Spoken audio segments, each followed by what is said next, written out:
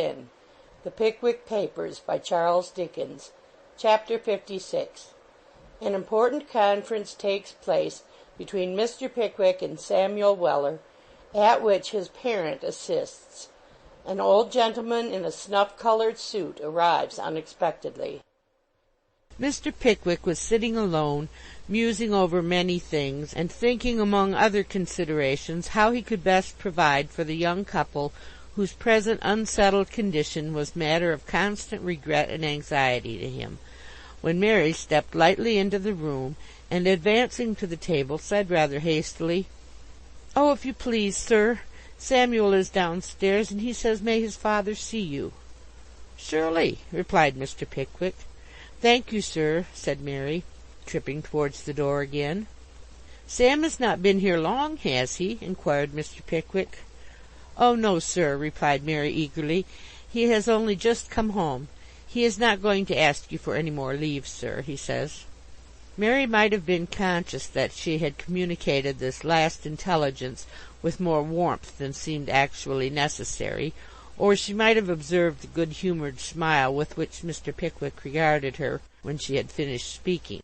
She certainly held down her head and examined the corner of a very smart little apron with more closeness than there appeared any absolute occasion for. "Tell them they can come up at once, by all means," said Mr. Pickwick. Mary, apparently much relieved, hurried away with her message. Mr. Pickwick took 2 or 3 turns up and down the room, and rubbing his chin with his left hand as he did so, appeared lost in thought.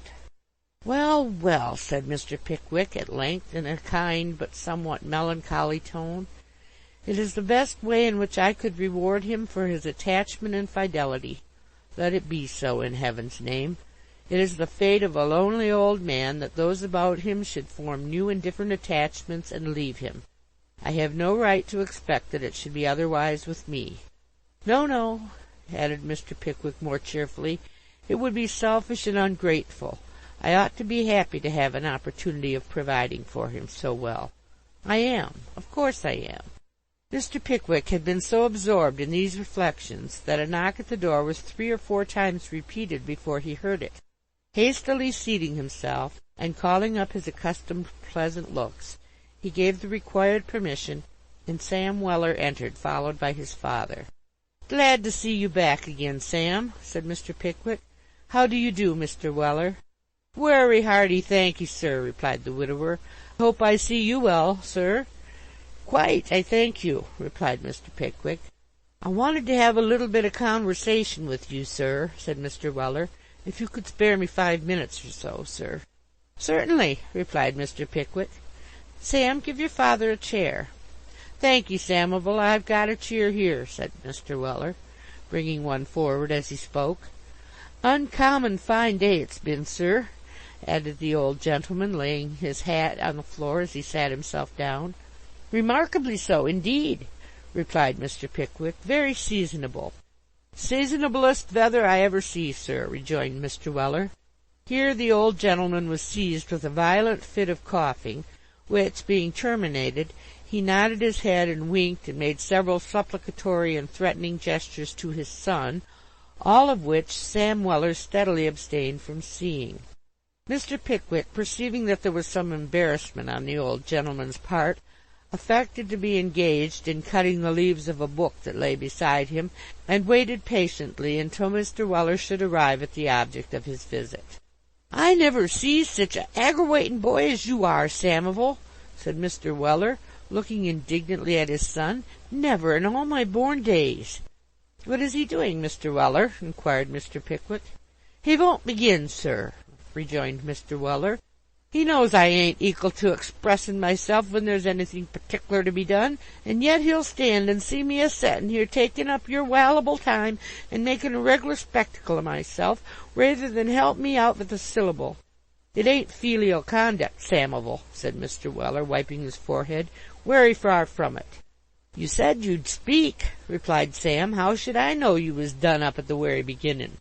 "You might ha' seen I warn't able to start," rejoined his father. "I'm on the wrong side of the road, and backin' into the palin's, and all manner of unpleasantness, and yet you won't put out a hand to help me. I'm ashamed on you, Samivel." "The fact is, sir," said Sam, with a slight bow, "the governor's been a-drawin' his money." "Wery good, Samivel, wery good," said Mr. Weller, nodding his head with a satisfied air. "I didn't mean to speak harsh to you, Sammy. Wery good. That's the vay to begin. Come to the pint at once. Wery good indeed, Samivel." Mr. Weller nodded his head an extraordinary number of times in the excess of his gratification, and waited in a listening attitude for Sam to resume his statement. "You may sit down, Sam," said Mr. Pickwick, apprehending that the interview was likely to prove rather longer than he had expected. Sam bowed again and sat down. His father looking round, he continued: "The governor, sir, has drawn out £530. "Reduced counsels," interposed Mr. Weller senior, in an undertone. "It don't much matter whether it's reduced counsels or what not," said Sam. £530 is the sum, ain't it? "All right, Samuel," replied Mr. Weller.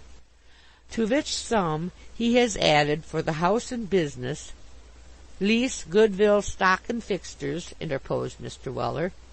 "As much as makes it," continued Sam, "altogether £1,180. "Indeed!" said Mr. Pickwick. "I am delighted to hear it. I congratulate you, Mr. Weller, on having done so well." "Vait a minute, sir," said Mr. Weller, raising his hand in a deprecatory manner. "Get on, Samivel." "This here money," said Sam, with a little hesitation, "he's anxious to put somevheres where he knows it'll be safe, and I'm wery anxious too, for if he keeps it he'll go a-lending it to somebody, or investin' property in horses, or dropping his pocket-book down an airy, or making a Egyptian mummy of hisself in some vay or another." "Wery good, Samivel," observed Mr. Weller, in as complacent a manner as if Sam had been passing the highest eulogiums on his prudence and foresight. "Wery good." "For which reasons," continued Sam, plucking nervously at the brim of his hat, "for which reasons he's drawn it out to-day, and come here with me to say, leastways to offer, or in other words—" "To say this here," said the elder Mr. Weller impatiently, "that it ain't o' no use to me. I'm a-goin' to work a coach reg'lar, and hain't got nowheres to keep it, unless I was to pay the guard for taking care on it, or to put it in one of the coach pockets, which 'ud be a temptation to the insides. If you'll take care on it for me, sir, I shall be wery much obliged to you. P'raps," said Mr. Weller, walking up to Mr. Pickwick and whispering in his ear, "p'raps it'll go a little way towards the expenses of that 'ere conwiction. All I say is, just you keep it till I ask you for it agin." With these words Mr. Weller placed the pocket-book in Mr. Pickwick's hands, caught up his hat, and ran out of the room with a celerity scarcely to be expected from so corpulent a subject. "Stop him, Sam!" exclaimed Mr. Pickwick earnestly. "Overtake him! Bring him back instantly! Mr. Weller, here, come back!" Sam saw that his master's injunctions were not to be disobeyed, and catching his father by the arm as he was descending the stairs, dragged him back by main force. "My good friend," said Mr. Pickwick, taking the old man by the hand, "your honest confidence overpowers me." "I don't see no occasion for nothing of the kind, sir," replied Mr. Weller obstinately. "I assure you, my good friend, I have more money than I can ever need, far more than a man at my age can ever live to spend," said Mr. Pickwick. "No man knows how much he can spend till he tries," observed Mr. Weller. "Perhaps not," replied Mr. Pickwick, "but as I have no intention of trying any such experiments, I am not likely to come to want.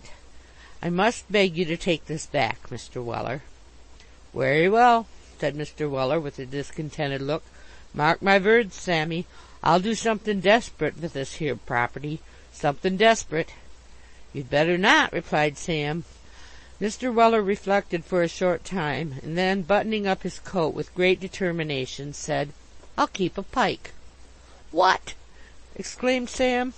"A pike," rejoined Mr. Weller through his set teeth. "I'll keep a pike. Say good-bye to your father, Samivel. I devote the remainder of my days to a pike."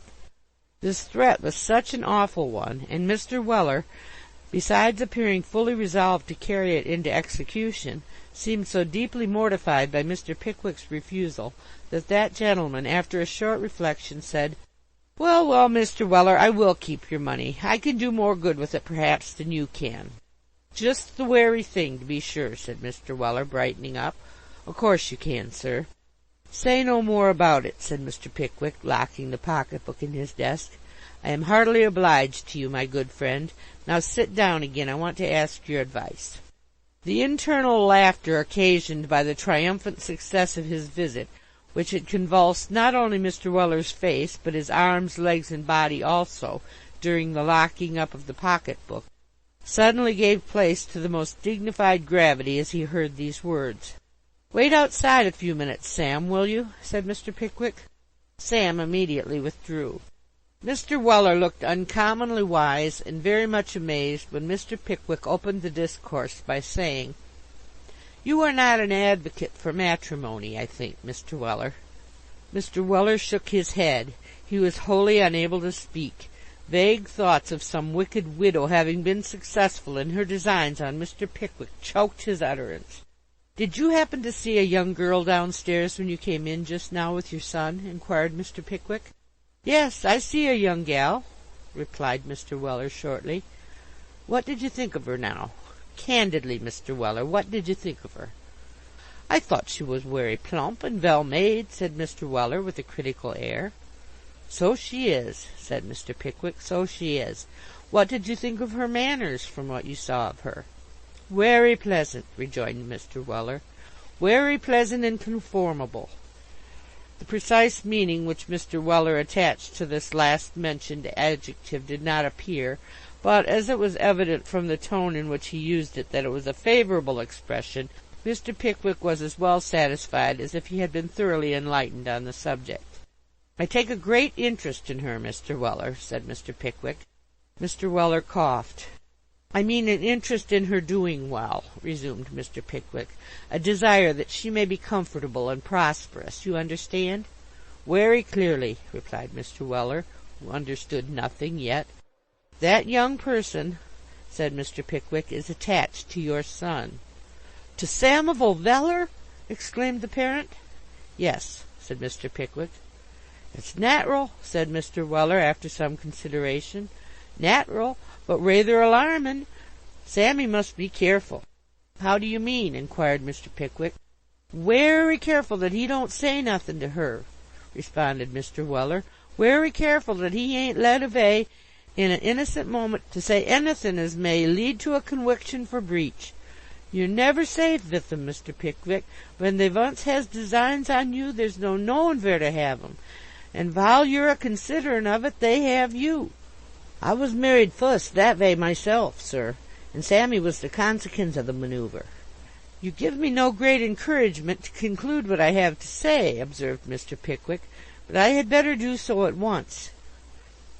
This young person is not only attached to your son, Mr. Weller, but your son is attached to her." "Vell," said Mr. Weller, "this here's a pretty sort of thing to come to a father's ears, this is." "I have observed them on several occasions," said Mr. Pickwick, making no comment on Mr. Weller's last remark, "and entertain no doubt at all about it. Supposing I were desirous of establishing them comfortably as man and wife in some little business or situation where they might hope to obtain a decent living, what should you think of it, Mr. Weller?" At first Mr. Weller received with wry faces a proposition involving the marriage of anybody in whom he took an interest, but as Mr. Pickwick argued the point with him, and laid great stress on the fact that Mary was not a widow, he gradually became more tractable. Mr. Pickwick had great influence over him, and he had been much struck with Mary's appearance, having, in fact, bestowed several very unfatherly winks upon her already. At length he said that it was not for him to oppose Mr. Pickwick's inclination, and that he would be very happy to yield to his advice, upon which Mr. Pickwick joyfully took him at his word, and called Sam back into the room. "Sam," said Mr. Pickwick, clearing his throat, "your father and I have been having some conversation about you." "About you, Samivel," said Mr. Weller, in a patronizing and impressive voice.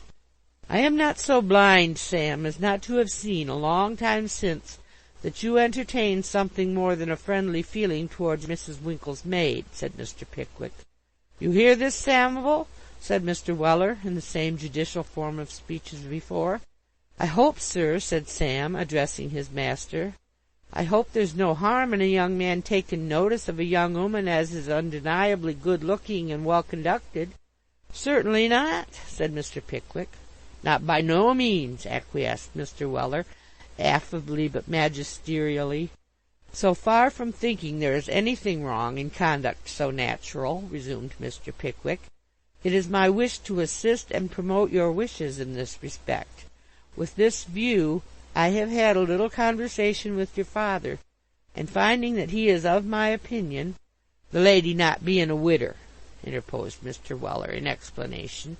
The lady not being a widow, said Mr. Pickwick, smiling. I wish to free you from the restraint which your present position imposes upon you, and to mark my sense of your fidelity and many excellent qualities, by enabling you to marry this girl at once, and to earn an independent livelihood for yourself and family. I shall be proud, Sam, said Mr. Pickwick, whose voice had faltered a little hitherto, but now resumed its customary tone, proud and happy to make your future prospects in life my grateful and peculiar care. There was a profound silence for a short time, and then Sam said, in a low, husky sort of voice, but firmly withal, I'm very much obliged to you for your goodness, sir, as is only like yourself, but it can't be done. Can't be done? Ejaculated Mr. Pickwick in astonishment. Samivel, said Mr. Weller with dignity. I say it can't be done, repeated Sam in a louder key. What's to become of you, sir? My good fellow, replied Mr. Pickwick, the recent changes among my friends will alter my mode of life in future entirely. Besides, I am growing older and want repose and quiet. My rambles, Sam, are over. How do I know that sir? Argued Sam. You think so now. Suppose you was to change your mind, which is not unlikely, for you've the spirit of 25 in you still, what'd become in you without me? It can't be done, sir, it can't be done. Wery good, Samivel, there's a good deal in that, said Mr. Weller encouragingly. I speak after long deliberation, Sam, and with the certainty that I shall keep my word, said Mr. Pickwick, shaking his head. New scenes have closed upon me. My rambles are at an end. Wery good, rejoined Sam. Then that's the wery best reason why you should always have somebody by you as understands you, to keep you up and make you comfortable. If you want a more polished sort of feller, well and good, have him. But wages or no wages, notice or no notice, board or no board, lodgin' or no lodgin', Sam Veller, as you took from the old inn in the Borough, sticks by you come what may, and let everythin' and everybody do their wery fiercest. Nothin' shall ever prevent it. At the close of this declaration, which Sam made with great emotion, the elder Mr. Weller rose from his chair, and forgetting all considerations of time, place, or propriety, waved his hat above his head and gave 3 vehement cheers. My good fellow, said Mr. Pickwick, when Mr. Weller had sat down again, rather abashed at his own enthusiasm, you are bound to consider the young woman also. I do consider the young woman, sir, said Sam. I have considered the young woman. I've spoke to her. I've told her how I'm sitivated. She's ready to wait till I'm ready, and I believe she will. If she don't, she's not the young woman I take her for, and I give her up with readiness. You've knowed me afore, sir. My mind's made up, and nothing can ever alter it. Who could combat this resolution? Not Mr. Pickwick. He derived at that moment more pride and luxury of feeling from the disinterested attachment of his humble friends than 10,000 protestations from the greatest men living could have awakened in his heart. While this conversation was passing in Mr. Pickwick's room, a little old gentleman in a suit of snuff-colored clothes, followed by a porter carrying a small portmanteau, presented himself below, and after securing a bed for the night, inquired of the waiter whether one Mrs. Winkle was staying there, to which question the waiter of course responded in the affirmative. Is she alone? inquired the old gentleman. I believe she is, sir, replied the waiter. "I can call her own maid, sir, if you—" "No, I don't want her," said the old gentleman quickly. "Show me to her room without announcing me." "Eh, sir?" said the waiter. "Are you deaf?" inquired the little old gentleman. "No, sir." "Then listen, if you please. Can you hear me now?" "Yes, sir." "That's well. Show me to Mrs. Winkle's room without announcing me." As the little old gentleman uttered this command, he slipped 5 shillings into the waiter's hand, and looked steadily at him. "Really, sir," said the waiter, "I don't know, sir, whether—" "Ah, you'll do it, I see," said the little old gentleman. "You had better do it at once. It will save time." There was something so very cool and collected in the gentleman's manner that the waiter put the 5 shillings in his pocket and led him upstairs without another word. "This is the room, is it?" said the gentleman. "You may go." The waiter complied, wondering much who the gentleman could be and what he wanted. The little old gentleman, waiting till he was out of sight, tapped at the door. "Come in," said Arabella. A pretty voice at any rate," murmured the little old gentleman, "but that's nothing." As he said this, he opened the door and walked in. Arabella, who was sitting at work, rose on beholding a stranger, a little confused, but by no means ungracefully so. "Pray don't rise, ma'am," said the unknown, walking in and closing the door after him. "Mrs. Winkle, I believe?" Arabella inclined her head. "Mrs. Nathaniel Winkle, who married the son of the old man at Birmingham?" said the stranger, eyeing Arabella with visible curiosity. Again Arabella inclined her head, and looked uneasily round, as if uncertain whether to call for assistance. "I surprise you, I see, ma'am," said the old gentleman. "Rather, I confess," replied Arabella, wondering more and more. "I'll take a chair, if you'll allow me, ma'am," said the stranger. He took one, and drawing a spectacle case from his pocket, leisurely pulled out a pair of spectacles which he adjusted on his nose. "You don't know me, ma'am?" he said, looking so intently at Arabella that she began to feel alarmed. "No, sir," she replied timidly. "No," said the gentleman, nursing his left leg, "I don't know how you should. You know my name, though, ma'am." "Do I?" said Arabella, trembling, though she scarcely knew why. "May I ask what it is?" "Presently, ma'am, presently," said the stranger, not having yet removed his eyes from her countenance. "You have been recently married, ma'am?" "I have," replied Arabella, in a scarcely audible tone, laying aside her work, and becoming greatly agitated as a thought that had occurred to her before struck more forcibly upon her mind. "Without having represented to your husband the propriety of first consulting his father, on whom he is dependent, I think?" said the stranger. Arabella applied her handkerchief to her eyes. "Without an endeavour even to ascertain, by some indirect appeal, what were the old man's sentiments on a point in which you would naturally feel much interested?" said the stranger. "I cannot deny it, sir," said Arabella. "And without having sufficient property of your own to afford your husband any permanent assistance in exchange for the worldly advantages which you knew he would have gained if he had married agreeably to his father's wishes?" said the old gentleman.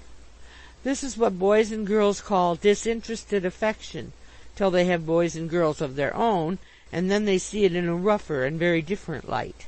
Arabella's tears flowed fast as she pleaded in extenuation that she was young and inexperienced, that her attachment had alone induced her to take the step to which she had resorted, and that she had been deprived of the counsel and guidance of her parents almost from infancy. "It was wrong," said the old gentleman in a milder tone, "very wrong. It was romantic, unbusinesslike, foolish." "It was my fault, all my fault, sir," replied poor Arabella, weeping. "Nonsense," said the old gentleman. "It was not your fault that he fell in love with you, I suppose?" "Yes, it was, though," said the old gentleman, looking rather slyly at Arabella. "It was your fault. He couldn't help it." This little compliment, or the little gentleman's odd way of paying it, or his altered manner, so much kinder than it was at first, or all three together, forced a smile from Arabella in the midst of her tears. "Where's your husband?" inquired the old gentleman abruptly, stopping the smile which was just coming over his own face. "I expect him every instant, sir," said Arabella. "I persuaded him to take a walk this morning. He is very low and wretched at not having heard from his father." "Low, is he?" said the old gentleman. "Serve him right." "He feels it on my account, I am afraid," said Arabella, "and indeed, sir, I feel it deeply on his. I have been the sole means of bringing him to his present condition." "Don't mind it on his account, my dear," said the old gentleman. "It serves him right. I am glad of it, actually glad of it, as far as he is concerned." The words were scarcely out of the old gentleman's lips when footsteps were heard ascending the stairs, which he and Arabella seemed both to recognize at the same moment. The little gentleman turned pale, and making a strong effort to appear composed, stood up as Mr. Winkle entered the room. "Father!" cried Mr. Winkle, recoiling in amazement. "Yes, sir," replied the little old gentleman. "Well, sir, what have you got to say to me?" Mr. Winkle remained silent. "You are ashamed of yourself, I hope, sir," said the old gentleman. Still Mr. Winkle said nothing. "Are you ashamed of yourself, sir, or are you not?" inquired the old gentleman. "No, sir," replied Mr. Winkle, drawing Arabella's arm through his. "I am not ashamed of myself, or of my wife either."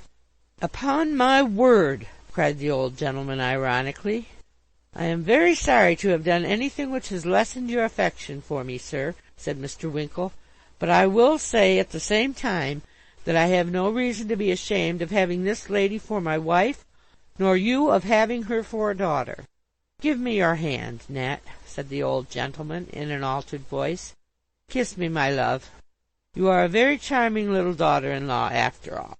In a few minutes' time Mr. Winkle went in search of Mr. Pickwick, and returning with that gentleman, presented him to his father, whereupon they shook hands for 5 minutes incessantly. "Mr. Pickwick, I thank you most heartily for all your kindness to my son," said old Mr. Winkle, in a bluff, straightforward way. "I am a hasty fellow, and when I saw you last I was vexed and taken by surprise. I have judged for myself now, and am more than satisfied. Shall I make any more apologies, Mr. Pickwick?" "Not one," replied that gentleman. "You have done the only thing wanting to complete my happiness." Hereupon there was another shaking of hands for 5 minutes longer, accompanied by a great number of complimentary speeches, which, besides being complimentary, had the additional and very novel recommendation of being sincere. Sam had dutifully seen his father to the Belle Sauvage, when on returning he encountered the fat boy in the court, who had been charged with the delivery of a note from Emily Wardle. "I say," said Joe, who was unusually loquacious, "what a pretty girl Mary is, isn't she? I am so fond of her, I am." Mr. Weller made no verbal remark in reply, but eyeing the fat boy for a moment, quite transfixed at his presumption, led him by the collar to the corner and dismissed him with a harmless but ceremonious kick, after which he walked home whistling. End of Chapter 56.